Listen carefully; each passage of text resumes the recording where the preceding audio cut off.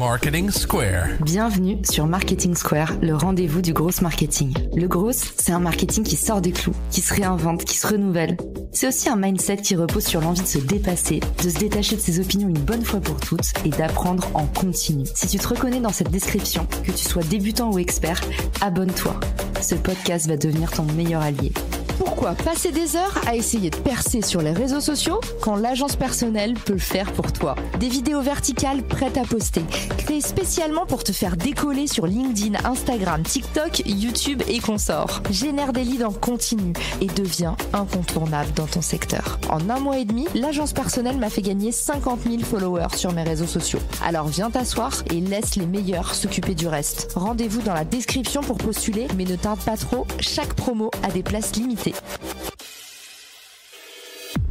Bonjour à tous et bienvenue pour ce nouvel épisode de Marketing Secret. Aujourd'hui, je suis hyper contente de vous documenter un sujet brûlant, certainement la question qu'on me pose le plus souvent sur les réseaux sociaux, comment créer du contenu sans y passer 100 ans. Alors je vous dévoile ma méthode en 5 étapes pour pouvoir avoir toujours du contenu frais à poster sans vous lasser. En appliquant cette méthode en 5 étapes, je suis capable d'avoir toujours de l'inspiration, mais surtout de sauvegarder mes journées, ma charge mentale et mon temps de cerveau disponible. Alors je sais, comme ça fait rêver, mais croyez-moi, je n'ai rien à y gagner de vous dévoiler mes petits secrets. Cette méthodologie va vraiment vous changer la vie, vous rendre plus heureux et plus efficace.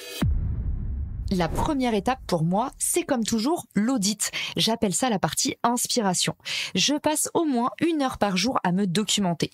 Un podcast le matin, 2 ou 3 articles dans la journée et une vidéo dans les transports. Sur cette partie inspiration, pour tout vous dire, je n'utilise bien souvent que le fil d'actualité de mes réseaux sociaux ou mes plateformes de podcast favorites. Je suis beaucoup de sites anglophones parce que ça me permet d'avoir accès aux actualités avant tout le monde. Et puis à chaque fois qu'il y a un contenu qui sort vraiment de l'ordinaire, je m'inscris à la newsletter et dans un onglet dédié, je reçois toutes mes newsletters pépites. Grâce à cette redirection email, je ne passe plus mon temps à éplucher ma boîte mail, mais j'ai directement accès au contenu qui m'intéresse et que je ne veux pas louper. Ça peut paraître pas grand-chose comme ça, mais ces petites actions du quotidien vous polluent intensément. Faites un petit geste non pas pour la planète, mais pour vous-même, et vous verrez à quel point vous gagnerez en temps et en envie au quotidien.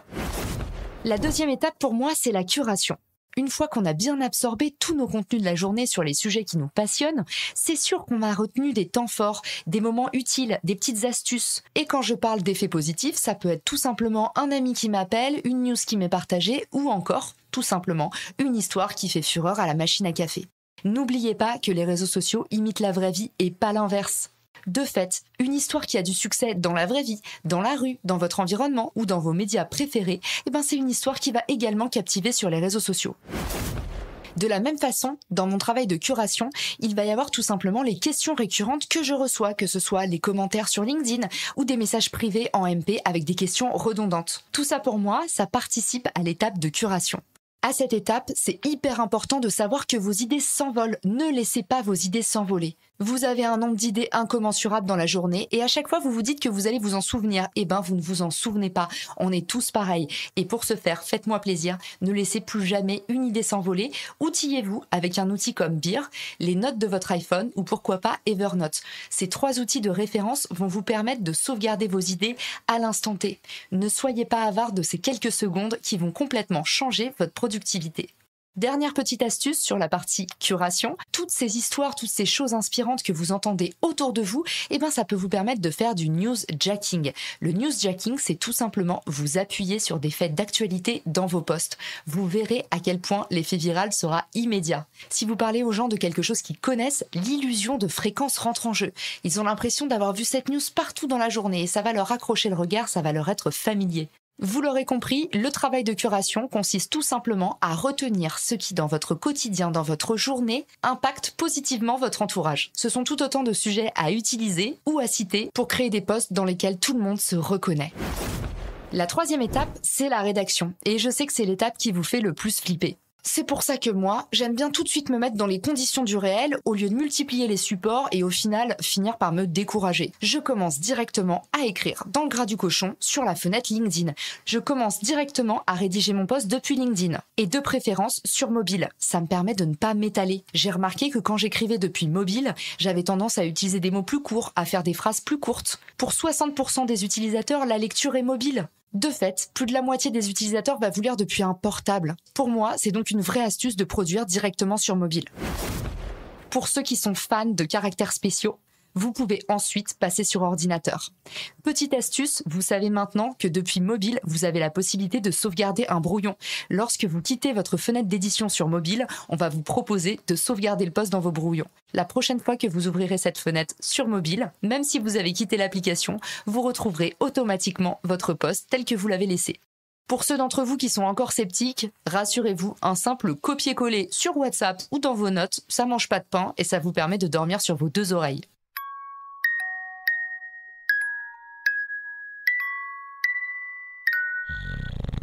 Toujours est-il que mon conseil, si vous voulez vraiment vous délier la plume, c'est de poster dans la foulée. Le problème des brouillons, c'est que c'est un piège pour les champions de la procrastination.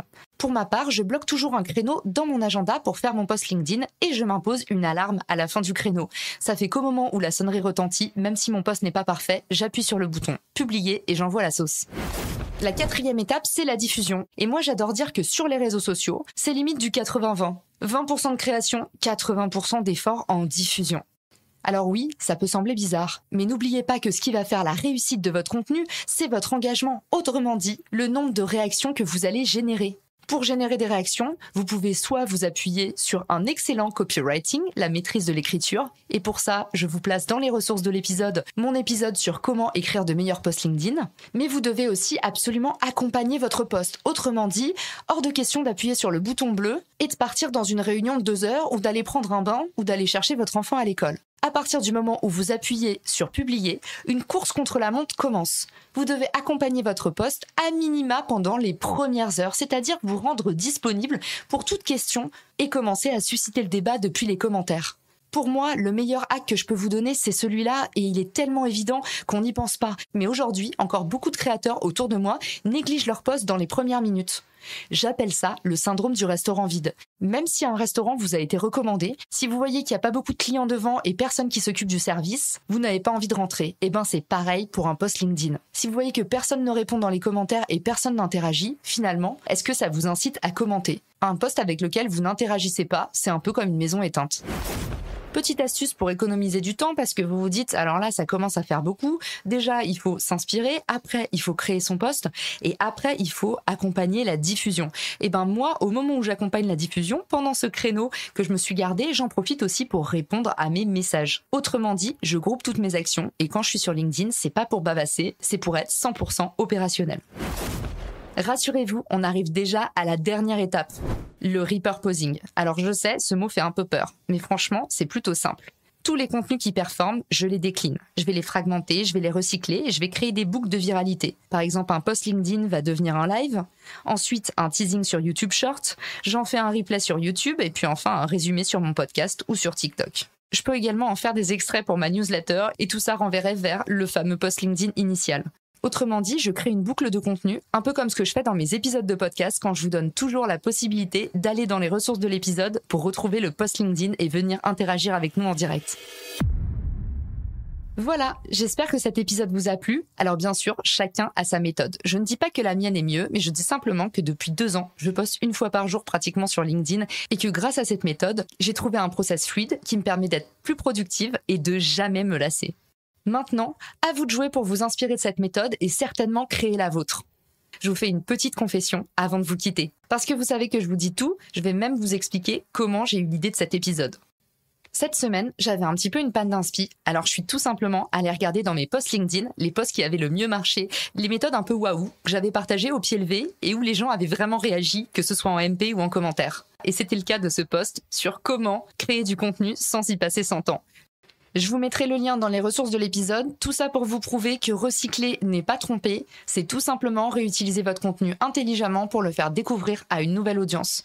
Également, les méthodes d'apprentissage sont hyper différentes et peut-être que même si vous aviez vu ce post LinkedIn passer, vous ne l'aviez pas mémorisé autant que maintenant. Alors n'hésitez pas à me dire ce que vous en avez pensé sur LinkedIn ou sur Instagram, j'ai hâte de vous entendre. Je vous souhaite à tous une très bonne journée, soirée et à bientôt dans le podcast. Ciao! Si cet épisode te plaît, tu peux le partager en me taguant ou lui laisser 5 étoiles sur Apple Podcasts. Marketing Square.